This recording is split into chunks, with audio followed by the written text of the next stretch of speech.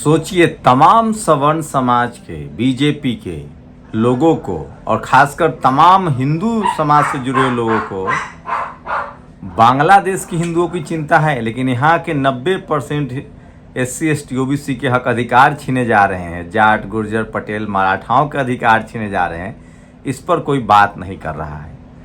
लेकिन अब BSP अपने फॉर्म में है। 21 अगस्त का जो भारत बंद है, जो सुप्रीम कोर्ट ने जो संविधान का वर्गीकरण, उसको SC ST का वर्गीकरण नहीं, लोग संविधान का वर्गीकरण कह रहे हैं। संविधान निर्माताओं ने कभी नहीं कहा कि SC ST में क्रीमी लेयर होगा और उनका वर्गीकरण हो, ये सुप्रीम कोर्ट कह रहा है। इसलिए सूरज कुमार बौद्ध और दिलीप मंडल लिख रहे हैं कि अब देश को बीजेपी से खतरा नहीं है, संविधान को बीजेपी से खतरा नहीं है, कॉलेजियम वाले जजों से खतरा है।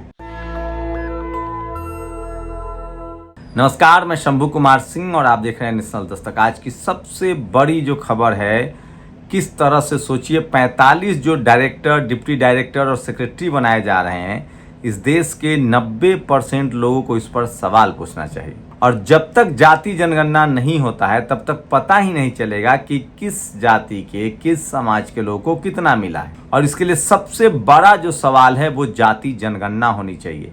लेकिन सुप्रीम कोर्ट जाति जनगणना कराने पर कुछ नहीं बोलेगा।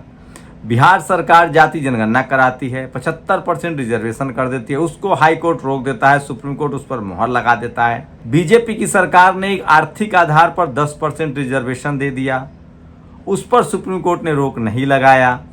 उसके बाद सवर्णों का जो जनरल कैटेगरी के लोग हैं उस पर वर्गीकरण हो जाए। दरअसल जनरल कैटेगरी में जाट को कितना मिल रहा है, पटेल को, मराठा को कितना मिल रहा है, राजपूत समाज को कितना मिल रहा है, कायस्थ समाज को कितना मिल रहा है, जैन समाज को कितना मिल रहा है, वैश्य समाज को कितना मिल रहा है और ब्राह्मण समाज को कितना मिल रहा है, ये भी कैटेगराइजेशन हो जाए।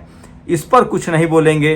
तो ये सबसे बड़ा मुद्दा है। लेकिन अब धीरे धीरे सोशल मीडिया की वजह से ये सब सवाल डिस्कस किए जा रहे हैं, सब लोग ये सवाल पूछ रहे हैं और अब पानी बहुत बह चुका है। और पहले टीवी अखबार नहीं था, लेकिन अब सोशल मीडिया है और बहुजन समाज के पढ़े लिखे लोग कॉलेज यूनिवर्सिटी जा रहे हैं और जागरूक हो रहे हैं।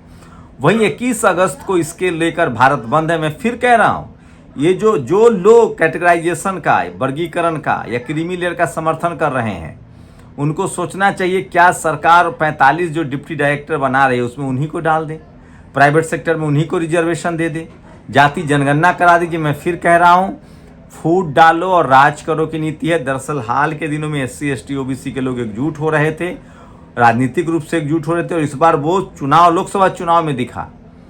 SC ST के मुद्दे पर चाहे राहुल गांधी हो, चाहे अखिलेश यादव हो, चाहे तेजस्वी यादव हो, इन सब लोगों ने संविधान के नाम पर चुनाव लड़ा और जमकर लोगों ने बीजेपी के खिलाफ वोट दिया। अब कोई भी political party SC ST OBC reservation के खिलाफ नहीं जा सकती है, उनके खिलाफ नहीं बोल सकती है। और यही बात इनको समझ में आ गया है और शायद इसीलिए लोग सोच रहे हैं कि अब किसी भी कीमत पर इनको बांट दिया जाए। सोचिए, अगर जाति अच्छी चीज होती तो फिर मनुस्मृति ही रहने देते। संविधान ने जातियों को खत्म किया। 7,000-8,000 जातियां बनी हुई थी इस देश में। SC ST OBC जिनको शूद्र बताया गया, और शूद्रों में SC ST OBC का आप जातियां देखेंगे तो 7-8,000 जातियां थी। बाबा साहब और संविधान सभा ने इन जातियों को खत्म करके हमें SC ST का दर्जा दिया, OBC का दर्जा दिया। और आज भी सवाल है कि जनरल कैटेगरी का भी कैटेगराइजेशन होना चाहिए। जो लोग पिछले 75 साल में आज तक एक वैकेंसी ईमानदारी से नहीं निकाल पाए हैं, वैकेंसी निकालते समय सीटों की चोरी होती है। 69 शिक्षक भर्ती मामले में क्या होता है, UPSC के इंटरव्यू में क्या होता है, चपरासी से लेकर चीफ जस्टिस तक जो लोग बने हुए हैं वो जब फैसले देंगे। इसीलिए मैं कह रहा हूं, दो ऐसी जगह है, मीडिया और जुडिशियरी। यहाँ जब तक SC ST OBC का रिजर्वेशन लागू नहीं होगा, रिप्रेजेंटेशन नहीं होगा, तब तक इस देश में संवैधानिक अधिकार की लड़ाई चलती रहेगी। जो भारत बंद है वो किसी जाति के खिलाफ नहीं है, रिजर्वेशन के खिलाफ नहीं। आप लोग समझिए इस बात को। जब आप SC ST एकजुट हैं, SC की सारी जातियां, ST की सारी जातियां जब एकजुट है तब बैकलॉग है, तब रिजर्वेशन की बेईमानी है। जब आप टुकड़ों में बढ़ जाएंगे तो आपको और भी कुछ नहीं मिलेगा। इनकी कोशिश है कि पहले क्रीमी लेयर लगा के जो लोग पढ़ लिख गए हैं उनको बाहर किया जाए, उसके बाद जातियों में दोबारा बांटा जाए ताकि इनसे इनका अधिकार छीनना आसान हो जाए। इसी के खिलाफ 21 अगस्त को बड़ा बंद है और तमाम बहुजन समाज के लोग अब धीरे धीरे इस बात को समझकर एकजुट होते जा रहे हैं।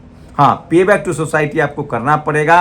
अगर सरकार को स्कूल अस्पताल बनाने चाहिए, कॉलेज यूनिवर्सिटी बनाने चाहिए, तो 21 अगस्त के बंद को बीएसपी ने भी समर्थन किया है। तमाम सोशल मीडिया पर बहुजन समाज के जो पढ़े लिखे लोग हैं वो इस जातिवाद को और वो इस बंटवारे को समझ रहे हैं। आप लोग अपनी राय जरूर दीजिए। शुक्रिया। नेशनल दस्तक की आपसे गुजारिश है कि अगर इसको बचाना चाहते हैं तो नेशनल दस्तक को सब्सक्राइब करने के लिए रेड कलर के सब्सक्राइब बटन को दबाएं, फिर बेल आइकन की घंटी दबाएं। नेशनल दस्तक को बचाने के लिए बहुत जरूरी है कि हर खबर को शेयर करें, लाइक करें, कमेंट जरूर करें।